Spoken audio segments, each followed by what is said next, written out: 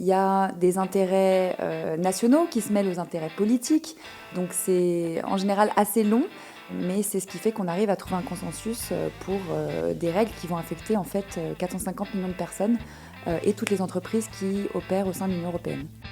Alors autour de la table, ce qui se passe, c'est que pour parler, on lève sa pancarte, on donne la position officielle qui a été bien préparée, sur laquelle on s'est mis d'accord avant de partir.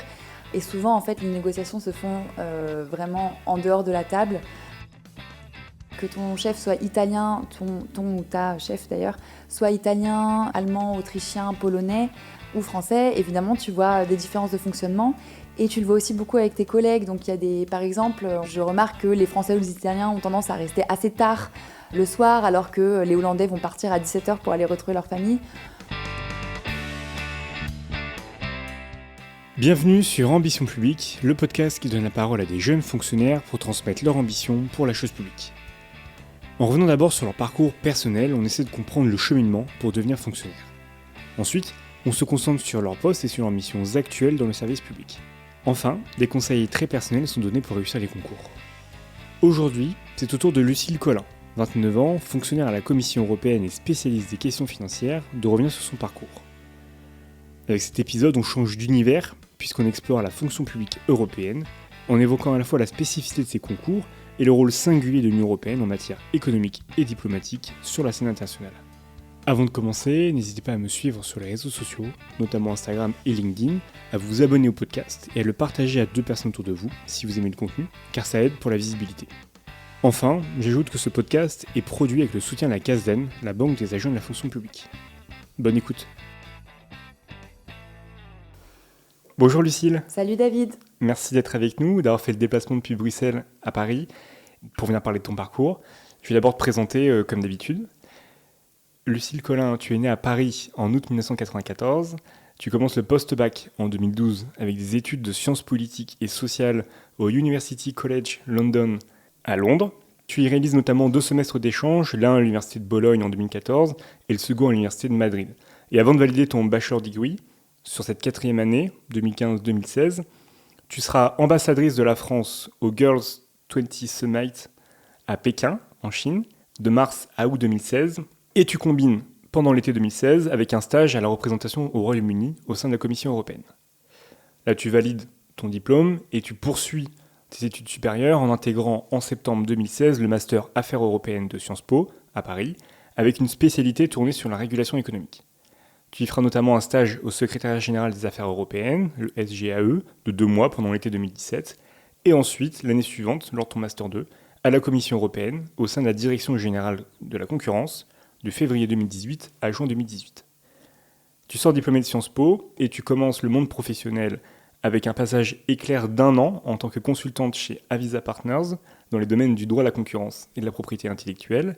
Passage éclair parce qu'en même temps que tu y travailles, tu passes le concours de la fonction publique européenne, le concours AD5 généraliste, on reviendra ça surtout en partie 3 sur toutes ses spécificités, et tu le réussis, et donc tu choisis d'intégrer la DG Stabilité financière, Services financiers et Union des marchés de capitaux, la DG étant entendue comme la direction générale, en septembre 2019. Tu y travailles 1 an en tant que gestionnaire des politiques de finances durables et FinTech, puis tu es attaché de presse et médias pour les services financiers pendant 3 ans, et depuis mai 2023, tu es désormais analyste économique pour le G7, G20 et les autres organisations internationales, au sein de la DG Affaires économiques et financières. Lucille, quel est ton plus beau souvenir sur ton parcours personnel que tu veux partager avec nous ? Eh bien écoute, je reviendrai un peu plus loin dans mon parcours, au moment où j'étais adolescente, à 13-14 ans. Parce que je pense que c'est plutôt à ce moment-là qu'on commence à se demander ce qu'on veut faire dans la vie, quel type d'adulte on veut devenir. Et j'ai découvert une organisation non gouvernementale, une ONG internationale qui s'appelle le CISV, pour Children International Summer Villages, qui organise des colos d'été avec des enfants qui viennent de plusieurs pays du monde. Et donc cette association a été fondée juste après la Seconde Guerre mondiale, en 1950, par une psychologue américaine, en fait, sur une idée très simple, qui est que si tous les enfants du monde pouvaient se rencontrer en étant enfants, en fait, ils ne se feraient pas la guerre en devenant adultes. Et donc voilà, moi j'ai participé à plusieurs colos où On organisait des activités d'éducation à la paix, au développement durable et à la résolution de conflits. Et ça a été vraiment très important dans mon parcours parce que déjà, j'ai découvert l'ambiance internationale, d'essayer de parler des langues étrangères. Moi, je ne viens pas d'un milieu international ou d'un lycée international. Donc, j'ai vraiment découvert un peu cette ambiance multiculturelle où chacun se parle un peu de son pays. Et puis, c'est là aussi où j'ai commencé à m'intéresser aux enjeux mondiaux. Dans le monde, il y a des guerres, il y a plein de gens qui souffrent. Et je me suis demandé qu'est-ce que moi je peux faire à mon niveau pour participer à un monde meilleur, en toute modestie. Et il y a un moment, un souvenir qui a été assez fondateur pour moi. Quand j'avais 15 ans, donc j'ai participé à une colo internationale au Liban. Et on nous a emmenés visiter un camp de réfugiés palestiniens à Beyrouth. Maintenant, c'est d'actualité. Et c'était un moment qui m'a énormément marquée. Et c'est à ce moment-là que je me suis dit que je voulais, par mon métier, œuvrer à la paix dans le monde. Alors après, plus modestement, je me suis dit, avant de commencer par le conflit israélo-palestinien, on va commencer par mon propre continent. Et donc c'est comme ça, finalement, que je me suis dit que je voulais travailler pour l'Union européenne. D'accord, donc des colos un peu particulières où on travaille sur le processus de paix. Rassure-moi, on fait quand même quelques jeux de société, quelques jeux physiques, sportifs. Bien sûr, en fait, la magie de ces colos, et ce qui est un petit peu l'idée géniale de cette psychologue, c'est que ce sont des activités, ce sont des jeux, et en fait, c'est ce qu'on appelle en anglais « learning by doing », donc l'apprentissage par l'action, où on fait faire des jeux aux enfants. Et après, alors selon l'âge, évidemment, le format peut être un peu différent. Mais après, on va les inviter à réfléchir sur ce qu'ils ont fait, sur quel était le message de l'activité en question, ce qu'ils ont ressenti, quelles émotions ils ont vécues et ce qu'ils en tirent. Et puis après, évidemment, quand on est un peu plus âgé, on fait le lien avec les enjeux du monde. Et donc, en fait, ça permet d'apprendre dans ta chair, tu vois, et de ressentir des émotions assez fortes qui vont te marquer ensuite et qui vont vraiment t'apprendre des leçons. Ça peut être sur comment est-ce que moi, dans ma vie quotidienne, je peux réduire mon impact carbone, par exemple, ou comment est-ce que je peux être plus tolérant par rapport à des gens qui sont différents. Et je pense que ça m'a appris vraiment beaucoup de choses. Moi, dans ma vie personnelle. Et puis, j'ai aussi été par la suite animatrice. Donc tu as retransmis aussi et j'ai organisé beaucoup d'activités. D'ailleurs, tu as continué après les 18 ans, peut-être, là, tu es devenue animatrice. Voilà, je suis devenue animatrice. Donc, j'ai emmené quatre petits-enfants français en Équateur pour représenter la France avec une dizaine d'autres pays. Ça m'a appris pas mal de compétences aussi de gestion d'équipe, de gestion de projet.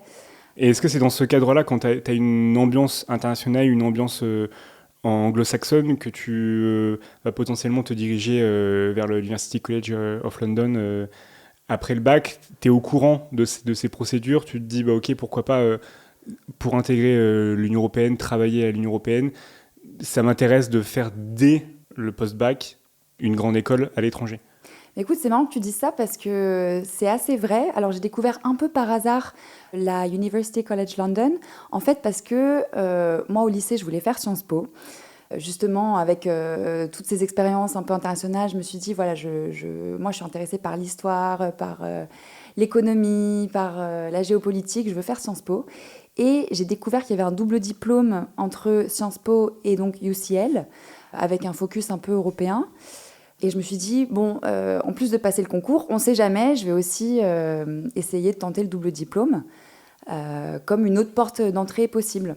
Et donc, je suis allée passer des entretiens et des tests à Londres pour essayer de rentrer dans ce double diplôme. Finalement, je n'ai pas été prise au double diplôme, mais j'ai tellement aimé l'ambiance et les gens que j'ai rencontrés à Londres. En fait, je me suis sentie comme au CISV, donc comme dans ces colos internationaux dont je te parlais tout à l'heure. Et je me suis dit, mais c'est là que je dois être, en fait. C'est ça qui me plaît. Et finalement, j'ai quand même passé le concours de Sciences Po que j'ai eu, d'ailleurs. Et après avoir passé, 2 ans de mon lycée à préparer le concours, je me suis dit, mais en fait, j'ai envie de partir. Tu fais le choix de refuser Sciences Po, donc pas forcément quelque chose de très commun. Mais qu'est-ce que tu trouves à Londres pendant ces 4 ans ? Écoute, ce qui m'a le plus marqué, et notamment pour la suite de mon parcours, c'est que c'était les gens. En fait, c'était mes amis. C'était comme un Erasmus avant l'heure, où donc, je suis partie de chez moi à 18 ans pour aller vivre dans un pays étranger. J'étais pas complètement bilingue en anglais non plus, hein, donc ça a été un petit choc quand je suis arrivée. T'avais quel niveau en anglais à peu près à cette époque-là? J'avais un bon niveau d'anglais. B2? B2? C'est C1. B2, C1, mais j'ai appris l'anglais au lycée. J'ai pas de parents binationaux. J'ai pas été dans un lycée international. Voilà, j'ai appris l'anglais à l'école comme tout le monde, en regardant des séries. Et évidemment, le fait d'aller dans ces colos internationales l'été, ça a évidemment beaucoup aidé. Mais pour moi, c'était quand même pas anodin de partir faire mes études en Angleterre.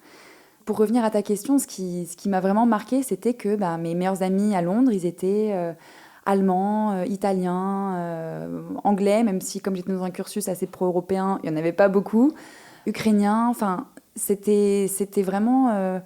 voilà, pour moi, j'avais l'impression de me retrouver dans cette ambiance internationale qui me faisait tellement rêver. Et c'était la rencontre des cultures, donc on était tous passionnés de politique, on se parlait de ce qui se passait dans nos pays, donc on découvrait un petit peu la culture, la politique des pays des uns des autres. Et ça m'a fascinée en fait de découvrir cette diversité qu'on avait en Europe, de systèmes politiques, de systèmes de pensée. Et c'est là où je me suis dit, en fait, c'est vraiment l'ambiance où je me retrouve. Et je ne me voyais pas du tout en fait retourner vivre et travailler dans un monde franco-français. Est-ce que c'est une ambiance que tu retrouves dans les institutions européennes, à la Commission? Carrément, carrément. Et c'est ça qui me plaît beaucoup, c'est que aujourd'hui mes collègues, ils sont italiens, allemands, polonais. Et moi, c'est quelque chose dont j'ai besoin aujourd'hui. Et voilà, quand on voit qu'il y a des élections en Hollande ou en Pologne, au-delà de ce qu'on peut lire dans la presse, moi, je vais voir mes collègues et je leur demande ce qu'ils en pensent. C'est quelque chose qui, pour moi, est très enrichissant. En parlant justement d'expériences enrichissantes, en 2016, lors de ta 4e année à Londres, tu participes dans la délégation du sommet Girls 20 à Pékin. Comment ça fonctionne? Qu'est-ce qui t'a marqué? Alors, c'est une organisation qui, aujourd'hui, s'appelle FORA, qui vise à augmenter la participation des jeunes femmes dans le monde de la prise de décision, que ce soit dans les entreprises ou dans les grands sommets internationaux. Et donc, j'ai représenté la France à ce sommet international qui était organisé en marge du G20. Donc, en marge du G20, il y a pas mal d'organisations citoyennes qui se rencontrent. Par exemple, on a le Business 20, le B20. C'est des grandes entreprises des 20 plus grandes économies du monde qui se rencontrent pour faire des recommandations politiques aux dirigeants des pays du G20. Et donc, moi, j'ai représenté la France au Girls 20 Summit, donc au sommet des jeunes femmes.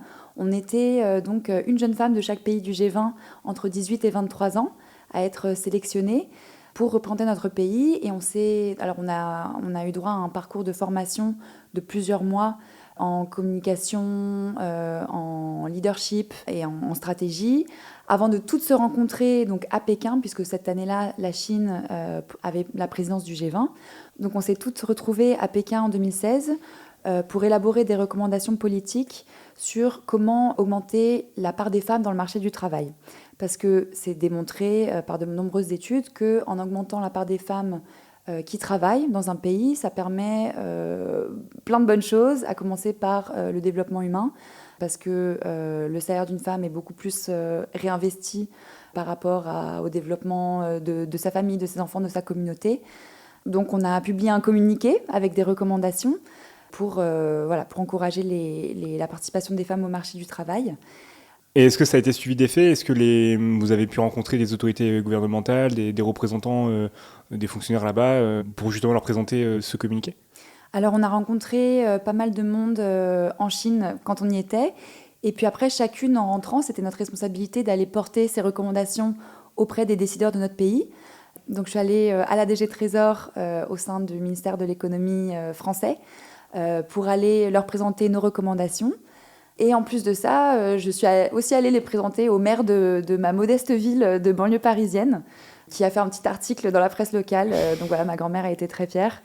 Mais voilà, j'ai quand même un petit peu partagé l'information. Après, c'est un sujet qui est encore aujourd'hui à l'agenda du G20.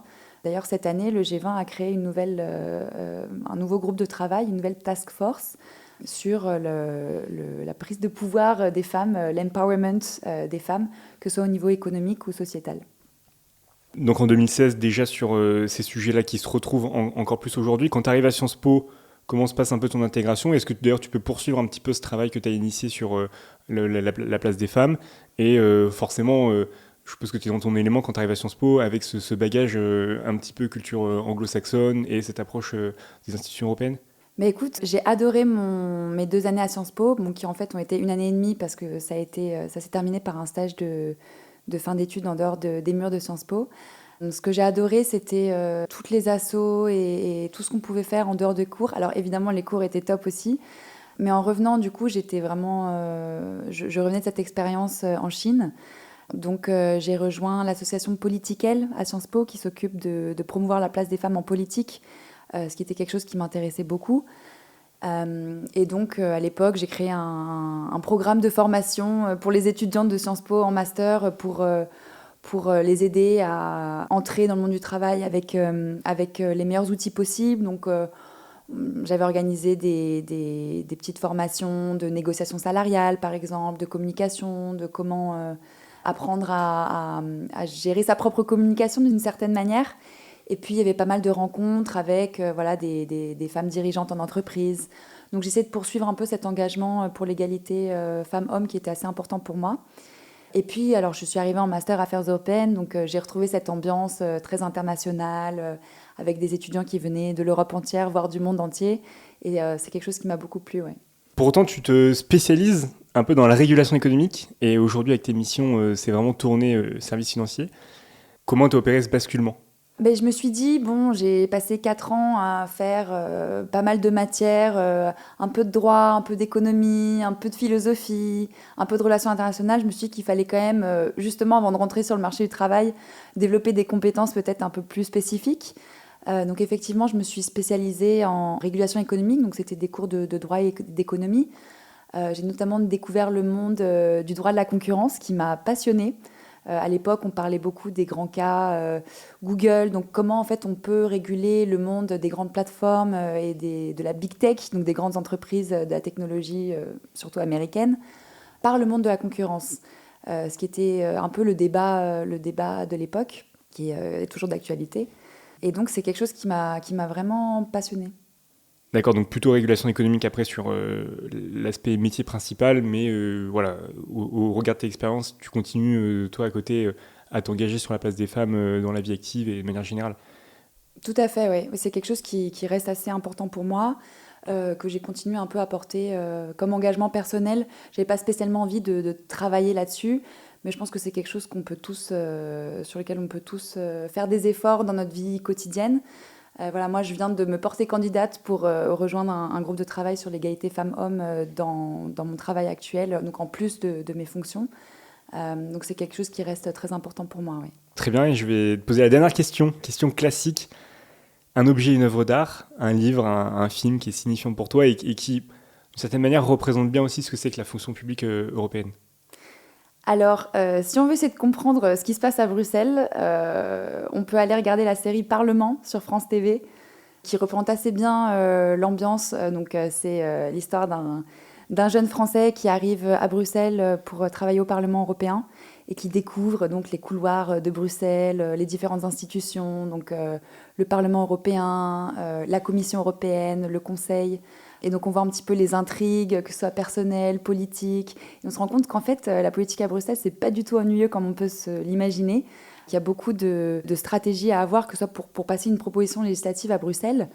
Il faut un niveau de stratégie assez important, puisqu'en plus des groupes politiques, il y a aussi les intérêts nationaux qui s'en mêlent. Il y a vraiment un nombre d'intérêts très divers. Et donc je trouve que cette série représente assez bien l'ambiance. Ouais.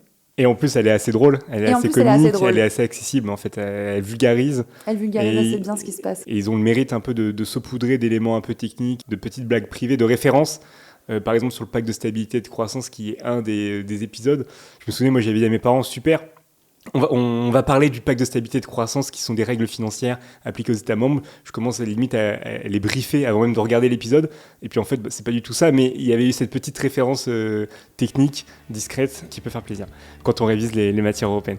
Et on va basculer sur la partie 2 pour découvrir un petit peu tes missions en tant que fonctionnaire européenne.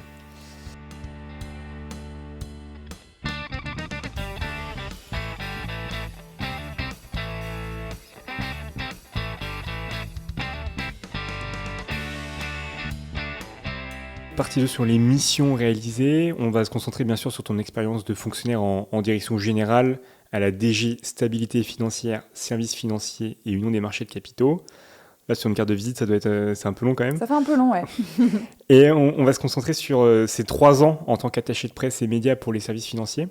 Alors, avant de vraiment rentrer dans le détail de ton poste, est-ce que tu peux nous rappeler le rôle de l'Union européenne, et plus particulièrement la Commission, en matière de politique financière, d'approche économique, son rôle peut-être en complément des États membres, pour nous redonner un peu le contexte? Ouais. Alors la Commission européenne, c'est l'organe exécutif de l'Union européenne. C'est l'organe qui propose des lois qui sont ensuite débattues au Parlement européen, qui est donc le Parlement des députés directement élus par les Européens au cours des élections européennes. Donc le Parlement européen d'une part, et le Conseil de l'Union européenne d'autre part, qui représente les pays membres de l'UE. Donc pour te donner un exemple, nous on travaillait sur les services financiers. Donc la Commission présente une proposition de loi sur un sujet financier. Cette proposition de loi est ensuite étudiée en commission parlementaire au Parlement européen et par tous les ministères de l'économie des pays membres. Donc en France, ce serait Bercy. Et ensuite, au niveau plus élevé, ce sont les ministres de l'économie de chaque pays qui se rencontrent pour approuver ou non telle ou telle loi. Donc par exemple, nous, sur les sujets financiers, la Commission, on a présenté une proposition de directive qui établit les règles pour le reporting extra-financier des grandes entreprises. Donc toute grande entreprise doit chaque année présenter des rapports sur sa performance financière et extra-financière, donc sur les sujets de développement durable, donc les sujets environnementaux, sociétaux et de gouvernance. Ça rejoint un petit peu la RSE, la responsabilité sociale des entreprises. Exactement. Donc ça, c'était géré par la direction générale où j'ai passé plusieurs années. Ensuite, cette proposition de directive, donc préparée par les services de la Commission européenne, elle va au Parlement européen, donc dans la commission parlementaire qui s'occupe des sujets économiques et financiers. Elle est débattue et votée. Il peut y avoir des amendements, donc exactement comme ce qu'on peut avoir en France. Et dans le même temps, elle est aussi débattue et amendée par le Conseil de l'Union européenne, qui représente donc les pays membres de l'UE. Et donc là, ce sont les services des ministères de l'économie et des finances de chaque pays membre qui étudient le projet de directive, qui éventuellement proposent des amendements. Et donc chaque institution, donc le Parlement européen et le Conseil, doivent se mettre d'accord déjà entre eux sur une version de texte. Et ensuite, il y a ce qu'on appelle des trilogues ou des négociations interinstitutionnelles entre le Parlement européen et le Conseil de l'Union européenne, et la Commission européenne, on est aussi présent, pour arriver à un texte qui satisfasse tout le monde, ou en tout cas qui fasse l'objet d'un consensus. Donc évidemment, tout ça, ça prend du temps, c'est assez compliqué. Il y a des intérêts nationaux qui se mêlent aux intérêts politiques, donc c'est en général assez long, mais c'est ce qui fait qu'on arrive à trouver un consensus pour des règles qui vont affecter en fait 450 millions de personnes et toutes les entreprises qui opèrent au sein de l'Union européenne. Quand tu dis assez long, on parle de quoi, de 3 ans? Alors négociation, ça dépend, évidemment ça dépend de la volonté politique qu'il y a derrière. En général, alors évidemment ça prend du temps déjà pour présenter une proposition législative, il y a tout un processus à respecter, une étude d'impact qui doit être préparée par la Commission. Et ensuite, les négociations avec le Parlement et le Conseil, ça prend en général 1 à 2 ans, voire plus pour les sujets vraiment compliqués. D'accord. Et tu évoquais d'ailleurs les directives qui sont un type d'acte avec aussi les règlements et qui ont des effets différents avec, une fois les textes adoptés au niveau européen, sans doute des implications pour les États membres pour rendre applicables ces textes, avec justement un circuit aussi interne, sans doute au ministère de l'économie, pour derrière transposer ces directives. Tout à fait. Alors là, on rentre dans les spécificités du droit européen, mais donc il y a des directives qui doivent être transposées dans le droit national. Donc là, c'est la Commission des affaires européennes, par exemple, de l'Assemblée nationale et du Sénat qui regarde les textes, qui vérifie que on respecte bien le principe de subsidiarité, et puis qui est étudié par la commission parlementaire pertinente pour donc transposer ces règles dans le droit national. Et tu as aussi des règlements qui, eux, sont directement applicables dans l'ensemble des pays de l'Union européenne. Un des exemples de règlement, c'est le règlement général de protection des données, qui est quand même connu par, je pense, tout le monde, puisque ça nous affecte Donc navigation Internet, Par exemple, c'est à cause de ça qu'on doit cocher sur accepter. ou grâce à ça. Oui, c'est vrai, grâce à ça peut-être.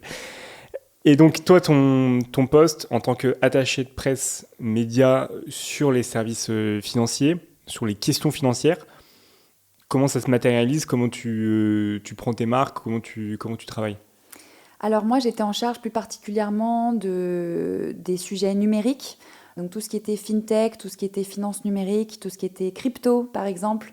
La Commission européenne a présenté une proposition de loi pour réguler les crypto-monnaies au sein de l'Union européenne. Alors on a toujours le droit d'acheter et de vendre des crypto-monnaies. En fait, ce qu'on a fait, c'est créer un régime réglementaire pour protéger les consommateurs, pour éviter le blanchiment d'argent et toutes les activités criminelles qui peuvent être liées aux cryptos, donc pour protéger les Européens, mais en même temps pour encourager l'innovation dans le monde des cryptos. Donc on n'était ni pour ni contre les crypto-monnaies, mais il s'agissait de leur donner un régime réglementaire pour aussi leur donner de la certitude juridique. Et en fait, c'était ce que nous demandaient les entreprises. Donc moi, par exemple, mon travail, c'était de préparer toute la communication autour de ces propositions de loi de la Commission. Donc il s'agit de préparer un paquet presse. Je travaillais de près avec le porte-parole qui s'occupait des services financiers pour la Commission, qui devait répondre aux questions des journalistes. Donc je préparais pas mal d'éléments de langage. Je préparais les stratégies de communication aussi pour expliquer ce qu'on voulait faire avec tel ou tel projet de loi. Et tu t'appuyais sur un travail initial par un de tes camarades, un de tes collègues au sein de la direction, qui lui est peut-être l'expert technique, qui va rassembler les données brutes, qui va donner les éléments, et toi derrière, tu filtres et tu fais une proposition au porte-parole pour dire, bah voilà, ça peut être intéressant d'accentuer sur tel argument, tel élément de langage. C'est ça un peu cette plus-value que tu apportes? En fait, moi, je faisais le lien. J'essayais de traduire ce qu'on faisait, qui était évidemment assez compliqué dans tout ce qui était réglementation des services financiers, pour qu'on puisse l'expliquer dans un langage plus ou moins intelligible, d'abord aux journalistes, qui ensuite relaient l'information dans les médias nationaux, et puis après, autant que possible, auprès du grand public. Alors c'est vrai que les services financiers, déjà, ça n'intéresse pas forcément tout le monde, mais il y a des sujets qui touchent les gens, en fait, qui touchent notre quotidien. Par exemple, on a présenté l'année dernière une proposition sur les paiements instantanés, parce qu'aujourd'hui, quand on fait un paiement, tu le sais peut-être, ça peut mettre jusqu'à 3 jours pour arriver sur le compte bancaire du destinataire. Alors qu'en fait, la technique existe déjà pour opérer des paiements où l'argent change de compte instantanément. Sauf que les banques sont un peu à la traîne, donc on a créé une obligation pour les banques de développer en fait ces rails pour permettre les paiements instantanés. Donc ça, c'est une chose. Un autre sujet intéressant sur lequel j'ai travaillé en tant qu'attachée de presse, c'était l'euro numérique, qui est un sujet extrêmement complexe déjà à comprendre, même pour des gens qui travaillent sur les sujets financiers. Et donc moi, mon travail, ça a été de préparer au niveau de la communication l'adoption d'un règlement pour réguler la possible création d'un euro numérique par la Banque centrale européenne. Alors c'était un vrai casse-tête pour expliquer quelque chose qui n'existe pas encore, qui est très compliqué à comprendre.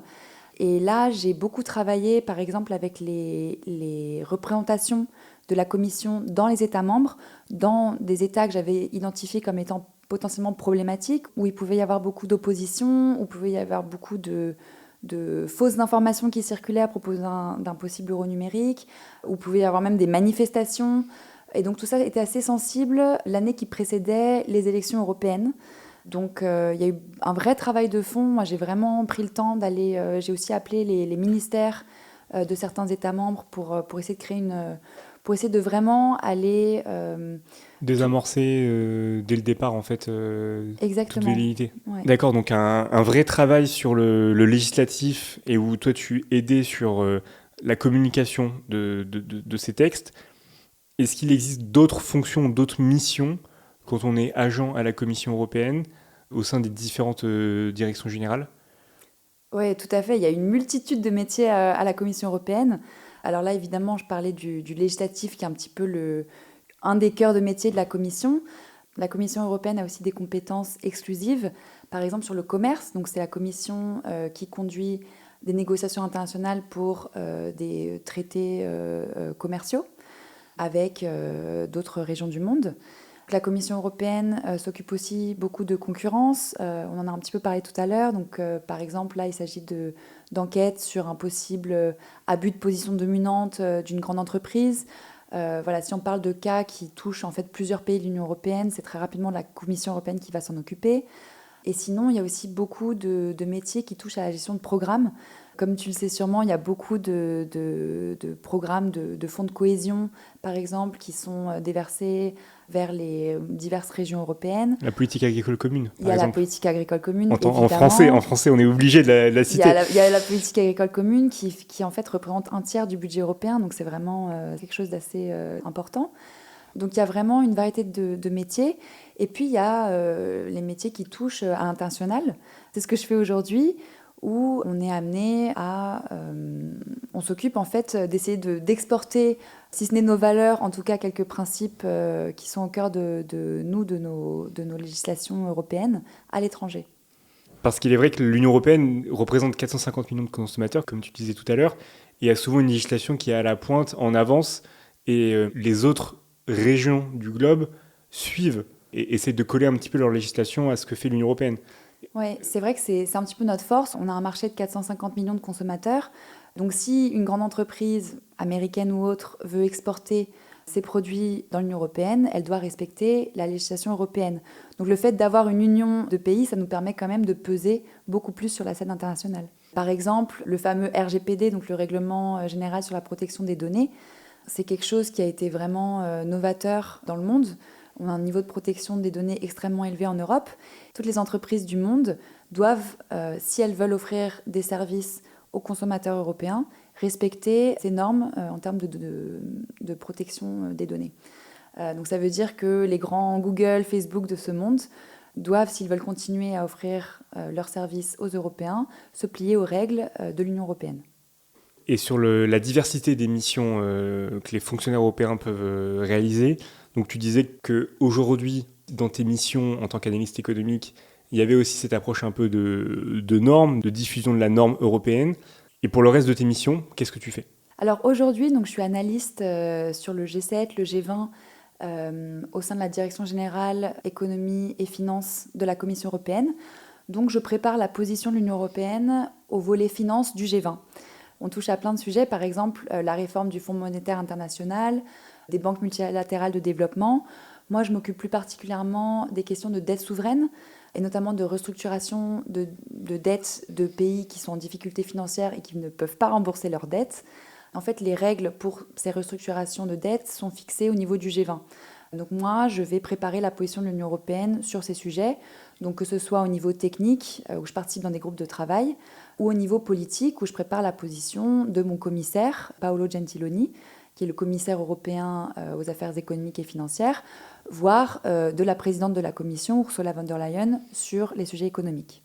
Et vous êtes une équipe de combien ? Parce que je suppose que quand même parler de restructuration des dettes souveraines, de position de l'Union européenne sur ces questions-là, à la DG, vous êtes combien à travailler dessus ? Raconte-nous un petit peu plus cette armée de fonctionnaires européens. Alors sur la dette, c'est ma modeste personne, mais évidemment, il y a tellement de sujets sur lesquels on travaille.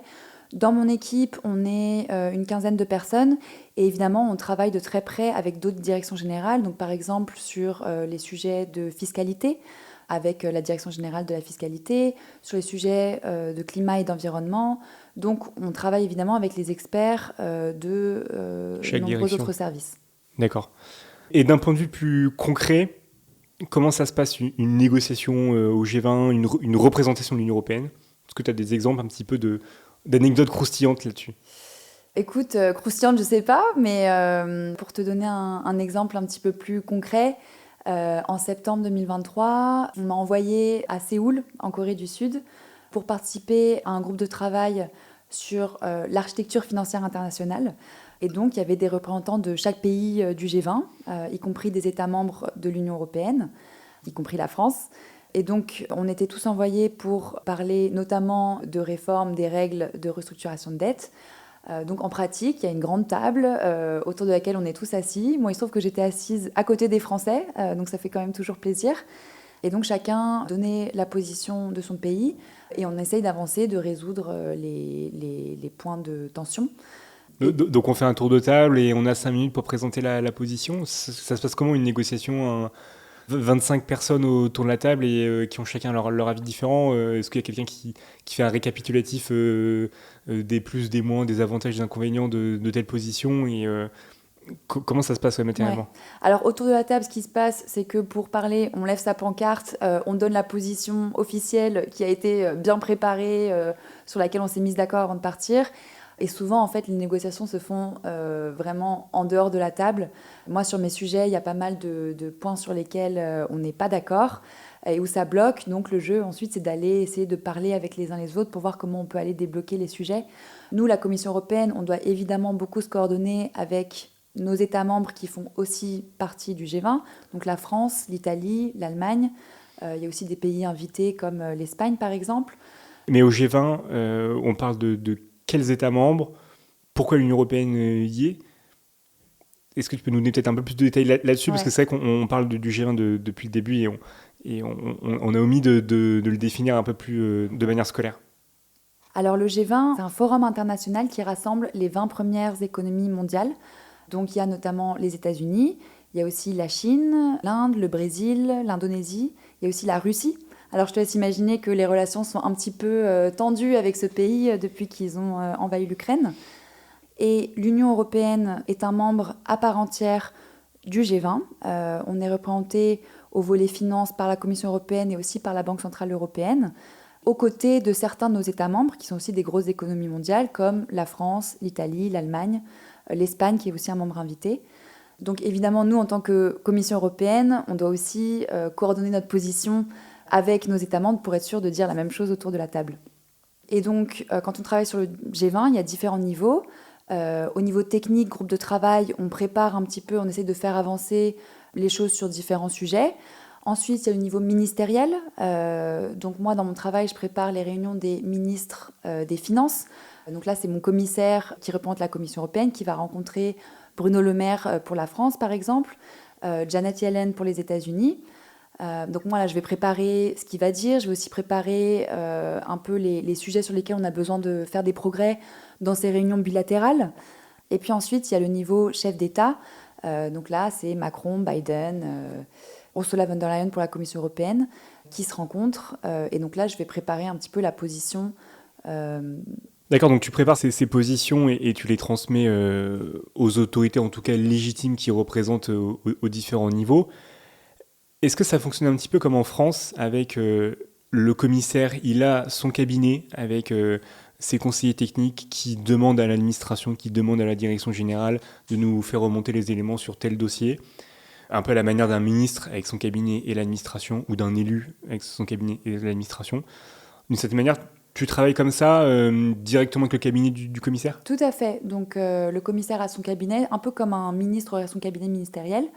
Et donc nous, on travaille en lien avec le cabinet sur des sujets un petit peu plus politiques. Et côté administration, vous êtes combien d'agents?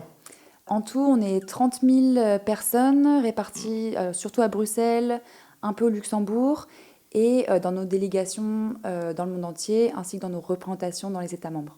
30 000 agents, d'accord.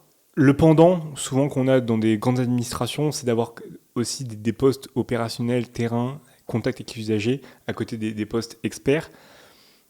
Est-ce que toi, dans ton poste, tu as un contact avec les usagers? Par les usagers, t'entends les Européens? Les Européens, effectivement. Écoute, moi, dans mon poste, pas trop, parce que du coup, c'est vraiment des missions de diplomatie internationale. Après la Commission européenne, on a des représentations dans chaque État membre qui sont en contact direct avec les Européens et dont le rôle est de promouvoir les politiques européennes auprès du grand public. Donc en France, il y en a deux, une à Paris et une à Marseille. Ce sont des postes qui, je pense, sont très intéressants, qui changent beaucoup de ce qu'on peut être amené à faire à Bruxelles. C'est vrai qu'on est souvent accusés, les technocrates bruxellois, d'être dans notre tour d'ivoire et d'être assez loin des préoccupations des gens, alors que je pense qu'il y a un vrai travail qui est fait par nos représentations dans les États membres pour déjà promouvoir les politiques européennes auprès du grand public, traduire, expliquer, aller à la rencontre des citoyens, d'une part, et d'autre part, faire remonter les préoccupations des Européens, donc des Français, des Italiens, des Allemands, etc., auprès du niveau central à Bruxelles. Est-ce que ça te manque cette partie contact avec les usagers? Est-ce que tu t'y verrais peut-être travailler en représentation? Franchement, je pense que c'est des métiers très intéressants et moi, ça pourrait vachement m'intéresser, ouais, de passer quelques années, écoute, de passer quelques années à Marseille ou à Barcelone ou à Rome, ça pourrait être intéressant. Non, plus sérieusement, je pense que c'est vraiment des métiers super importants que peut-être on peut sous-estimer quand on est au niveau central à Bruxelles, mais ce sont vraiment eux qui sont au contact avec les Européens et qui voient aussi ce que les gens pensent de l'UE. En parlant de contact avec les usagers, ces électeurs aussi, quel est l'impact un petit peu des élections à venir sur ton métier, sur le rythme? Comment tu vois les choses?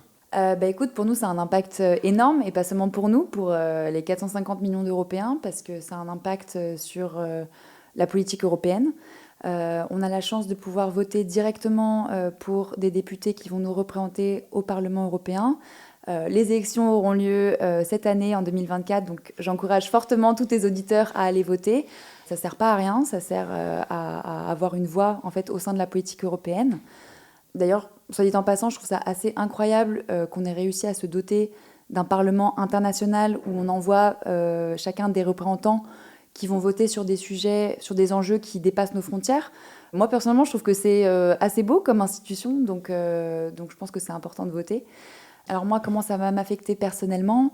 À la suite des élections, il y a un nouveau collège de commissaires qui est formé, donc il y a un petit peu l'équivalent du gouvernement, avec une nouvelle personne qui va prendre la tête de la Commission européenne, un nouveau commissaire sur les sujets économiques et financiers qui va déterminer l'impulsion politique qu'on doit suivre. Donc ça va changer mon travail. Et puis évidemment, pour toutes les personnes qui travaillent sur du législatif, ça va évidemment changer l'orientation politique des grands textes sur lesquels on est en train de travailler. Donc très épanouissant pour quelqu'un qui vient d'arriver et qui, pendant un an, met en œuvre la politique d'un commissaire, de devoir un peu tout changer, tout reparamétrer. Bon, il y a quand même une certaine continuité dans une certaine mesure. Alors évidemment, nous, notre travail, c'est aussi d'expliquer aux commissaires ce qu'on était en train de faire et de présenter nos recommandations. Mais comme en fait, quand on travaille dans un ministère français, ça reste le ou la commissaire qui a une légitimité politique et donc on doit suivre la direction qu'il ou elle nous donne. On fait beaucoup de comparaisons avec les fonctionnaires français, le fonctionnement administration, ministère, cabinet. Est-ce que tu te verrais faire partie de la fonction publique française, quitter un peu cette grande famille européenne? Est-ce qu'il y a une différence, une distinction que tu vois quand toi tu travailles à la Commission européenne? Je pense qu'il y a pas mal de différences. Déjà parce que quand on devient fonctionnaire européen, on doit réussir à enlever notre casquette nationale. Donc je dois, en tout cas dans la mesure du possible, oublier que je suis française, ne pas défendre l'intérêt des Français, mais défendre l'intérêt européen. Alors évidemment, il faut se mettre d'accord sur ce que ça veut dire. Et en pratique à la Commission, on voit quand même qu'on garde évidemment des affinités nationales. Donc par exemple, quand j'ai rencontré les représentants de la France à Séoul pour une réunion de travail du G20, et ben le soir, je suis allée boire des bières avec les Français. Ça m'a fait vachement plaisir. On a parlé de politique française. Donc, en pratique, c'est très difficile de faire abstraction du pays où on est né, où on a grandi, où on a été éduqué. Après, les autres différences que je verrais, je pense que la fonction publique européenne est un petit peu moins hiérarchique que la fonction publique française. Elle s'en est beaucoup inspirée pour son fonctionnement, mais en pratique, comme on a ce mélange de culture, en fait, ça dépend beaucoup de la nationalité de ton chef, par exemple. Donc que ton chef soit italien, ton ou ta chef d'ailleurs, soit italien, allemand, autrichien, polonais ou français, évidemment, tu vois des différences de fonctionnement et tu le vois aussi beaucoup avec tes collègues. Donc il y a par exemple, je remarque que les Français ou les Italiens ont tendance à rester assez tard le soir, alors que les Hollandais vont partir à 17h pour aller retrouver leur famille. Donc c'est assez intéressant. Et peut-être que les Hollandais arrivent plus tôt au travail. Les Hollandais et les Allemands arrivent plus tôt au travail. Donc ça fait un petit peu un grand mix où chacun arrive en fait avec sa culture, avec ses méthodes de travail. Et donc c'est un peu plus bariolé, on va dire, que la fonction publique française. Donc quelques différences, mais bon, aussi quelques points communs bien sûr. Et donc on va voir dans cette partie 3 comment on intègre cette fonction publique européenne.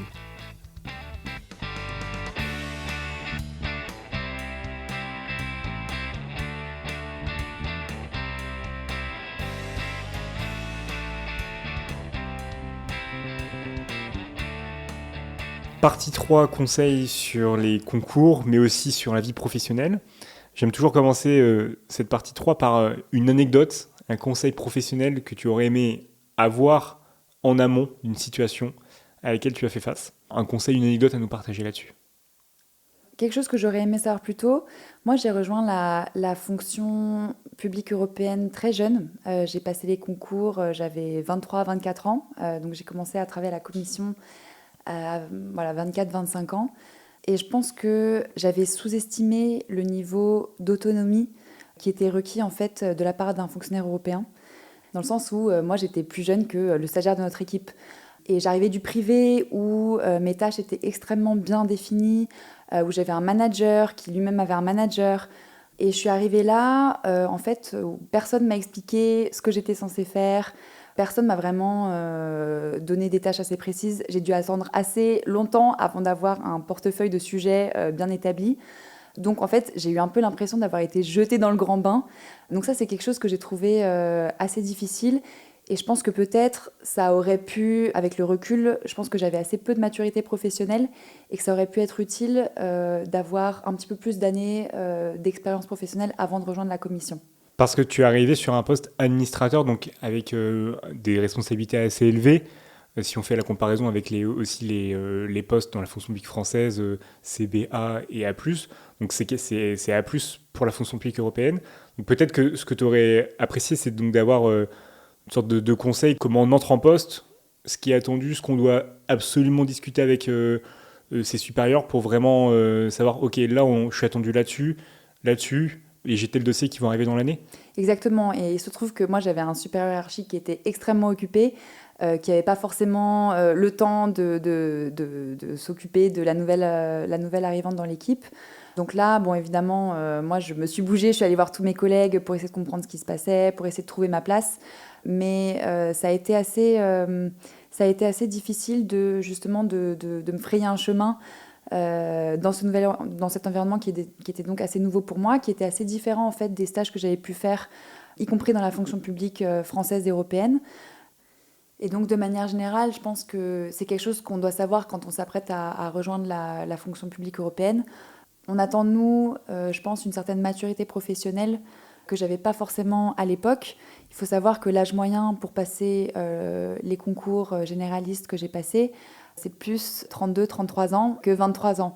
Et donc, comme j'arrivais en tant que fonctionnaire, même si j'étais très jeune et que j'avais très peu d'expérience, tout le monde s'attendait à ce que je sache directement ce qu'il fallait que je fasse, ce qui a été pour moi assez difficile.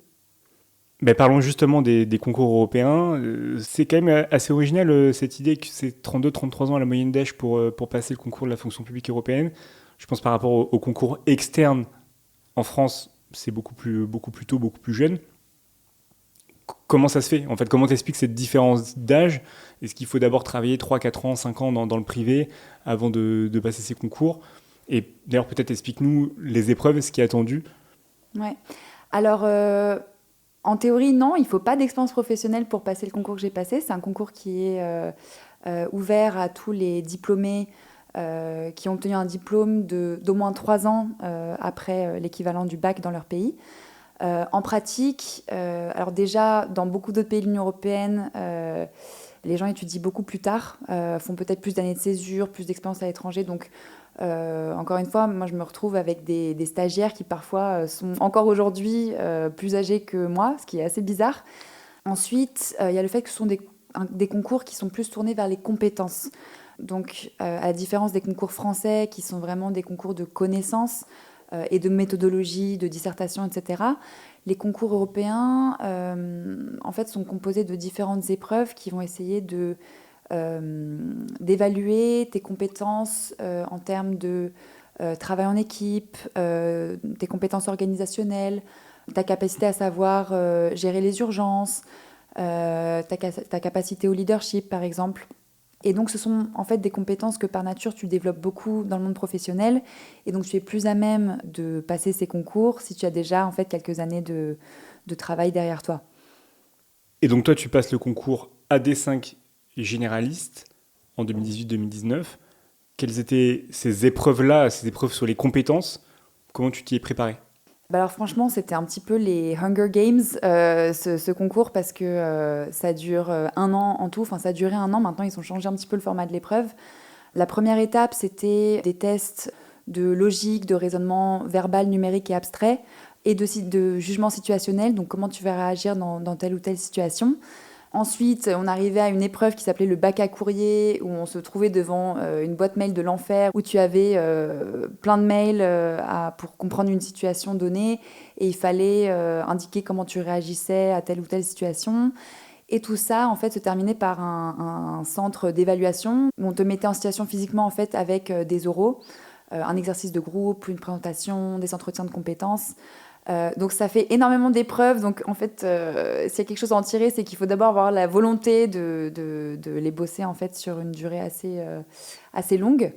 Mais rassure-moi, tu as parlé de Hunger Games. Personne ne meurt quand même dans... Personne ne meurt, mais on en sort parfois un petit peu meurtri. Pour te dire, en fait, l'année où j'ai passé le concours, il y avait environ 50 000 inscrits. Et à la fin, on était 158 lauréats sur la liste de réserve. Donc il y a un écrémage absolument énorme qui se fait. Et il faut avoir la volonté de poursuivre jusqu'au bout, on va dire. Donc c'est un concours qui peut faire assez peur. En pratique, si on s'y prépare bien, sur les 50 000 inscrits, il y en a évidemment beaucoup qui s'inscrivent comme ça pour tester, etc. Pour tester, ou qui n'y vont pas. Il faut pas en avoir peur. Enfin, c'est quand même, c'est possible. C'est quand même 0,33%. C'est quand même un pourcentage assez bas, effectivement, mais on est plusieurs, par exemple, de ma promo de Sciences Po à l'avoir passé, donc c'est tout à fait possible. Et pour les Français, il y a combien de places ? Alors, il n'y a pas de quota par nationalité. C'est un concours qui se fait au mérite et à aucun moment la nationalité n'est prise en compte dans le concours. Ensuite, quand on arrive sur une liste de réserve, cette liste de réserve nous donne le droit de chercher un poste, en fait, de postuler, de rentrer sur le marché du travail de la fonction publique européenne. Donc, on doit encore chercher un poste. Et c'est à ce moment-là que peut-être ta nationalité peut rentrer en jeu, si par exemple, ça pourrait être utile d'avoir un ou une Française dans l'équipe. D'accord. Mais il y a quand même des exigences sur les langues. On attend de toi, bien sûr, que tu parles anglais couramment. Enfin, c'est évident. Est-ce que le français peut être attendu de la part d'autres candidats qui viendraient des pays, de la Pologne, de l'Allemagne, de l'Espagne? Tout à fait. Alors, il y a 3 langues de travail au sein de la Commission européenne. L'anglais, qui est vraiment notre langue de travail de tous les jours, mais aussi le français et l'allemand. Et donc, pour passer un concours européen, il faut, en plus de ta langue natale, savoir parler l'anglais, le français ou l'allemand. Et sur le format du concours, est-ce qu'il a évolué ? Quels sont aujourd'hui les attendus si nos auditeurs veulent réussir, veulent passer ce concours ? Oui, alors il a été un petit peu réformé dans les dernières années, ce qui est une plutôt bonne chose parce que ça prenait vraiment des plombes pour le passer, ce concours. Donc ils ont un petit peu raccourci le temps qu'il faut pour passer les épreuves. Maintenant, ce sont des épreuves écrites. Ils ont réinjecté un petit peu plus de connaissances sur l'Union européenne dans le nouveau concours. Et ensuite, l'oral se fait directement quand on veut se faire recruter par le service auquel on postule. Et alors sur l'ancien format, mais bon, je pense que les conseils que tu as donnés se retrouvent sur le nouveau format du concours. Comment tu l'as travaillé ce concours ? Comment ces épreuves techniques, ces épreuves sur les sujets psycho, sur l'oral, sur la présentation, sur les compétences à montrer, comment tu l'as révisé ce concours ? Alors moi ce que j'ai fait, c'est quand j'étais encore en master à Sciences Po, je m'étais inscrite au centre de formation au concours européen de Sciences Po, qui en fait était gratuit pour les étudiants, donc j'en ai profité. Et ça m'a été assez utile ensuite pour passer le concours. Et franchement, il y a un nombre incroyable de formations, de livres qui sont sur le marché pour préparer ces concours. Est-ce que sur ces livres-là, tu en aurais quelques-uns à recommander ? Franchement, moi, je les ai tous achetés. J'ai fait tout ce que je pouvais. Il y a un site qui s'appelle EU Training, par exemple. Il y a beaucoup de livres sur le marché. Il y en a un de la documentation française qui est vraiment excellent, donc écrit en français. Alors, je suppose qu'ils sont tous adaptés au nouveau format des concours. Et puis après, ce que je conseillerais, en plus des concours, c'est d'aller faire un stage à la Commission européenne. On a ce qu'on appelle les stages Blue Book ou livre bleu qui permettent à des jeunes de venir travailler à la Commission européenne pendant 5 mois. Je pense que c'est une bonne manière de découvrir l'institution, de voir si le travail peut plaire ou pas. Et après, pour certains de ces stagiaires, il y a la possibilité d'entrer dans un programme qui s'appelle le programme des jeunes juniors professionnels, des professionnels juniors, qui permet ensuite d'aller passer 6 mois dans différentes directions générales de la Commission et ensuite de pouvoir passer un concours interne pour passer fonctionnaire européen. Il y a aussi beaucoup de contrats temporaires, donc d'agents temporaires et contractuels qui travaillent à la commission. C'est aussi un moyen de travailler quelques années dans les institutions et éventuellement de pouvoir passer un concours interne à la sortie. Et peut-être un dernier conseil, moi j'ai été ambassadrice étudiante pour EPSO, qui est l'organisme qui gère les concours européens, à UCL à Londres et à Sciences Po à Paris. Donc c'est possible que dans votre école, votre université, il y ait un représentant en fait d'EPSO dont le rôle est d'expliquer les carrières européennes, comment fonctionnent les concours, comment on peut réussir à décrocher un stage. Donc j'encourage fortement tes auditeurs à se renseigner, à voir s'il n'y aurait pas un ambassadeur EPSO dans leur école. Et sur l'anglais, comment on peut le préparer pour les institutions européennes ? Est-ce qu'il y a un anglais spécifique propre à la commission par rapport à un anglais plutôt universitaire ? Alors sur l'anglais, il n'y a pas d'épreuve d'anglais en tant que telle. Donc les concours, en fait, on sélectionne une langue 1 et une langue 2. Moi, j'avais pris langue 1 français, langue 2 anglais, sachant que, par exemple, un italien peut très bien se dire je vais le passer en langue 1 italien, langue 2 français. Ou un français pourrait se dire en français et en allemand, par exemple. Mais la majeure partie des concours se déroule en langue 2. Donc il faut être assez à l'aise dans une langue étrangère pour pouvoir passer des épreuves assez compliquées. Après, voilà, le niveau d'anglais est évidemment très bon puisqu'on travaille en anglais. C'est pas non plus complètement inaccessible. Et puis en fait, on change pas mal de langues. Moi, il m'arrive au cours d'une journée de changer du français à l'anglais, à l'italien pour travailler avec mes collègues italiens. Et tu parles italien en plus ? Et je parle italien et espagnol, un Waouh. petit peu d'allemand, ce qui est notre lot commun à beaucoup de fonctionnaires européens.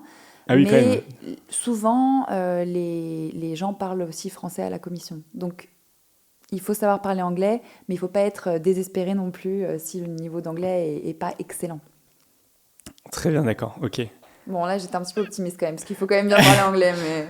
Voilà nos auditeurs rassurés, mais il faut quand même parler anglais, attention, parce que de toute façon, sur les autres concours, de manière générale, l'anglais... il faut quand même savoir parler anglais. Ouais. L'anglais reste une matière principale. On arrive bientôt à la fin de cet épisode, et est-ce que tu as un livre, un conseil de lecture à nous donner ? Conseil de lecture, écoute, je suis en train de lire un livre qui s'appelle La diplomate, d'une écrivaine allemande qui s'appelle Lucy Fricke, qui est assez intéressant, même si ça ne rejoint pas forcément mon travail de tous les jours, mais tu vois un petit peu la vie d'une femme qui devient ambassadrice, qui doit gérer des situations un peu partout dans le monde. Assez intéressant, donc je recommande.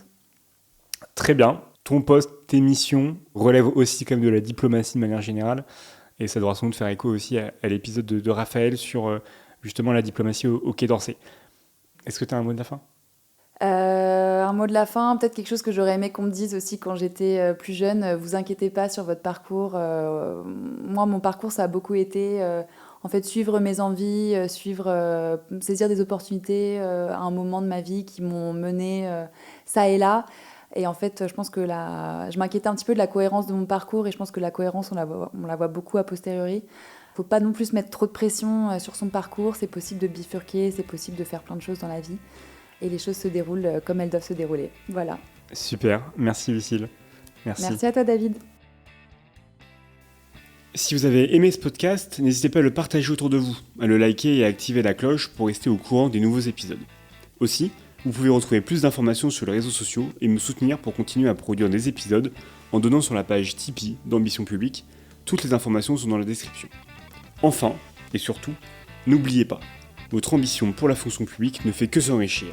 Donc continuez à vous renseigner et je vous dis à bientôt pour un nouvel épisode.